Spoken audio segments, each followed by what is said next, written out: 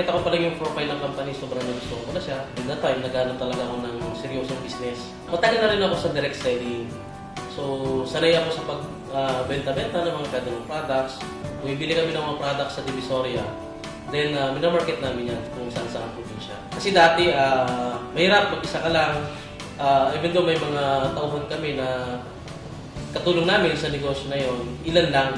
Hindi katulad ngayon, sobrang laki ng organization ko, sobrang daming natutulungan na tao. And ang maganda ron, sa ginagawa ko ngayon, hindi lang ako yung kumikita.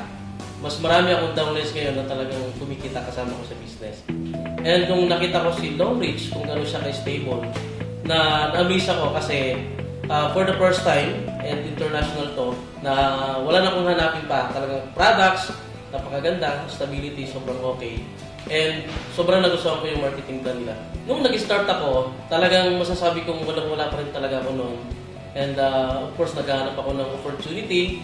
Ako kasi yung tao na sobrang laki ng puso pagdating sa ganitong business. At dito na talaga yung buhay ko for almost 10 years. Ginagawa ko siya na tuloy-tuloy lang. Kasi yung motivation ko is to become success in life.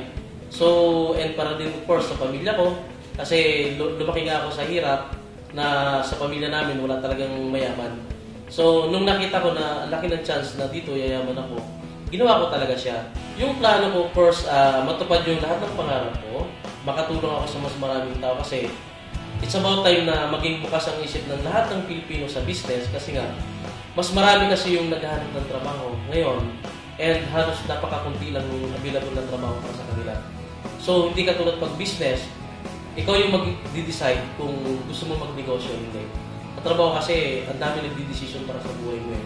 Ako naniniwala 100% lahat ng pangarap ko, nakuha ko na isa-isa yan in 5 years. Kasi, ngayon nga, unti-unti ko na siyang nakukuha sa loob ng isang taon. Nakarating ako ng Thailand 2 beses, sa China, sa headquarters, nakita ko na mismo gano'ng kalaki itong kumpanya na to, and sa Malaysia.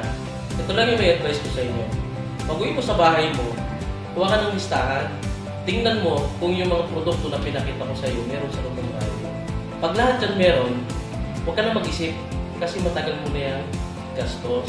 Ito na yung time na yung pinagkakagastusan natin buwan-buwan, convert mo sa income. Kasi sa Longbridge, habang gumagastos ka, kumikita. And sa mga nag-stay, yung pangako ko sa inyo lahat na lahat tayo umangat, ma-promote tayo lahat, ginagawa ko yan. 100% yung service ko, maasahan nyo yan. And nakita nyo naman sa team natin, pinaka-maraming na-award, na nagkaroon ng award. So, tuloy-tuloy lang tayo, focus on our goal. Gawin natin kung ano yung tama. Ang isipin natin ay tumulong at hindi yung magkaroon na tayo. Kasi the more na tumutulong ka, doon ka nagkakaroon talaga.